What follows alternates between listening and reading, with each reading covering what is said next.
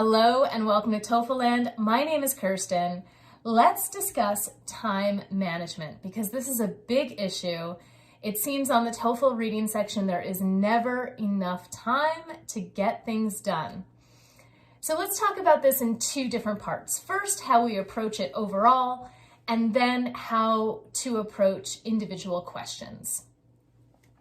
So the way we organize our time, basically TOEFL will give us 72 minutes to complete 4 reading passages. If we have 3 reading passages, then it'll give us 54 minutes to complete those 3 reading passages and answer the questions.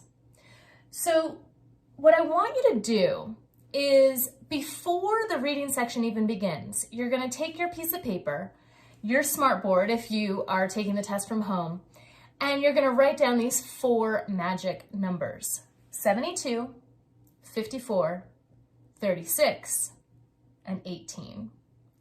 That will give you 18 minutes to complete each reading passage and answer the questions. Now, when you get to the TOEFL test, you'll see that little timer going. It'll start counting down from 72. So when that timer hits 54 minutes, you're looking at it, boom, 54 minutes, you got to move on to reading passage number 2. When you see that timer hit 36 minutes, boom, you're going to move on to reading passage number 3. And when you see that timer hit 18 minutes, boom, you're heading to passage number 4. Okay, so that keeps you moving through the 4 passages. And again, you might get 3 reading passages, you might get lucky, and if so, you'll just start with 54. Okay, now, individual questions. How long should it take you to answer a question? The average time it should take is about 90 seconds, or you have about 90 seconds to answer. Now, some questions will take longer. So for example, the main idea question, where we have to pick 3 main ideas for a reading passage, that might take 2 minutes. It might take 2.5 minutes. Whereas a vocabulary question might take us 10 or 15 seconds. So of course, it depends on the question type, but on average, you are going to give yourself 90 seconds per question.